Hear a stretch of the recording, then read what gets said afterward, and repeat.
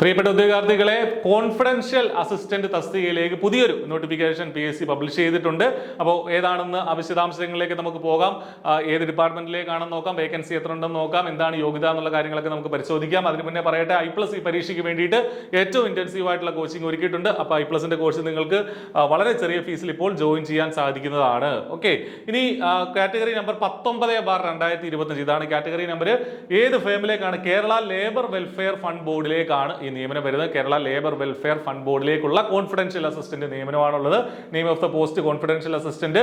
Salary scale ശ്രദ്ധിക്കുക, 27,900 മുതൽ 63,700 വരെയുള്ള സാലറി സ്കെയിൽ. ഒരു വേക്കൻസിയാണ് ഇപ്പോൾ പറഞ്ഞിരിക്കുന്നത്. പക്ഷേ നമുക്കറിയാം, റാങ്ക് ലിസ്റ്റ് ഒക്കെ വരുമ്പോഴത്തേന് എന്താണെങ്കിലും വേക്കൻസികളുടെ എണ്ണം വർദ്ധിക്കുന്നതാണ്.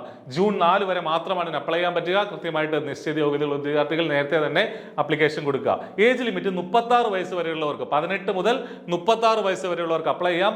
ഡേറ്റ് ഓഫ് ബർത്ത് പറയുന്നുണ്ട് 2/1/1989 ശേഷം ആ ഡേറ്റ് ഉൾപ്പെടെ ജനിച്ച ആളുകൾക്ക്, 1/1/2007 മുൻപ് ജനിച്ച ആളുകൾക്ക് ഇതിന് അപ്ലൈ ചെയ്യാനായിട്ട് സാധിക്കും.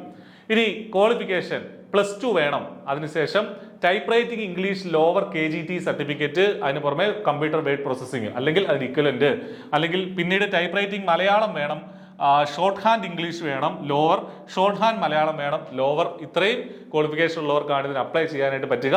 Candidates who have pass type writing prior to January 2022 മുൻപ് ടൈപ്പ് റൈറ്റിംഗ് പാസ്സായവരാണെങ്കിൽ അവർ കമ്പ്യൂട്ടർ വേർഡ് പ്രോസസ്സിംഗിന്റെ അല്ലെങ്കിൽ അതിന് ഇക്വലന്റ് ആയിട്ടുള്ള മറ്റൊരു സർട്ടിഫിക്കറ്റോടെ ആപ്ലിക്കേഷൻ ലാസ്റ്റ് ഡേറ്റ് മുൻപേ നേടണം എന്നുള്ള കാര്യം കൂടെ പറയുന്നുണ്ട്. അപ്പോൾ ഇതാണ് ഇതിന്റെ ബേസിക് ആയിട്ടുള്ള ക്വാളിഫിക്കേഷൻസ്. ടൈപ്പിസ്റ്റ് യോഗ്യതകൾക്ക് പൊതുവേ വരുന്ന ക്വാളിഫിക്കേഷൻ തന്നെയാണ്.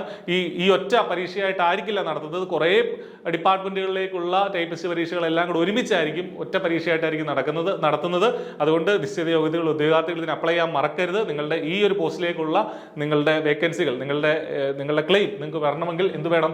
ഈ പരീക്ഷയ്ക്ക് വേണ്ടിയിട്ട് അപ്ലൈ ചെയ്യണം. അപ്പോൾ ഇതാണ് ഇതിന്റെ ബേസിക് ആയിട്ടുള്ള ക്വാളിഫിക്കേഷൻ. അപ്പോൾ നന്നായിട്ട് പഠിച്ചു തുടങ്ങുക. നോട്ടിഫിക്കേഷൻ വന്നിട്ടുണ്ട്, അപ്ലിക്കേഷൻ കൊടുക്കുക, പഠിച്ചു തുടങ്ങുക. കോച്ചിങ്ങിന്റെ ആവശ്യമുണ്ടെങ്കിൽ, കോച്ചിങ്ങിന്റെ സഹായം നിങ്ങൾക്ക് ആവശ്യമാണെങ്കിൽ തീർച്ചയായിട്ടും I+നൊപ്പം ജോയിൻ ചെയ്യുക. All the best.